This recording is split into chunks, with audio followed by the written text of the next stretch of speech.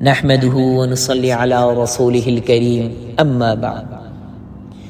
سب سے پہلی مجلس میں ہم نے تکبیر کے حوالے سے بات کہی تھی کہ تکبیر کی دو قسمیں ہیں، ایک ہے تکبیر تحریمہ اور ایک ہے تکبیرات انتقالات۔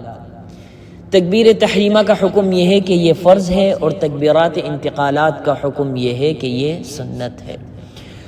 اس کے بعد دوسری مجلس میں ہم نے ثنا کے حوالے سے بات عرض کہی تھی کہ ثنا کا حکم یہ ہے کہ پہلی رکعت میں ثنا کا پڑھنا یہ سنت ہے۔ آج ہم گفتگو کریں گے قرات کے حوالے سے۔ تو پہلی بات یہ ہے کہ قرات کا مطلب کیا ہے؟ تو قرات کا مطلب یہ ہے کہ قرآن کریم میں سے کچھ پڑھنا۔ دوسری بات، قرات کی مقدار کتنی ہونی چاہیے؟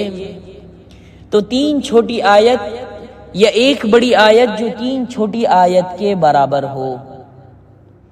فقہاء کرام نے جب اس کے حروف کو گنا کہ ایک آیت کتنی ہونی چاہیے کہ جو 3 چھوٹی آیت کے برابر سمجھی جائے، تو 30 حروف بنتے ہیں۔ اب لوگ عموماً یہ ایک مسئلہ پوچھتے ہیں کہ آیا 3 اور 4 رکعت والی فرض نماز میں قرات کرنا واجب ہے یا نہیں؟ تو اس کا آسان جواب یہ سمجھیں کہ امام اور منفرد یعنی اکیلے نماز پڑھنے والے کے لیے فرض نمازوں کی پہلی 2 رکعت میں سورۃ الفاتحہ کے بعد سورت یا ایک بڑی آیت یا 3 چھوٹی آیات کا پڑھنا واجب ہے۔ البتہ مقتدی کے لیے امام کی قرات کافی ہے۔ مقتدی پر نہ سورۃ الفاتحہ کا پڑھنا واجب ہے، نہ ہی سورۃ الفاتحہ کے ساتھ کسی سورت کا ملانا مقتدی پر لازم ہے۔ سمجھ گئے؟ البتہ مغرب کی تیسری رکعت یا ظہر، عصر اور عشاء کی آخر کی 2 رکعت میں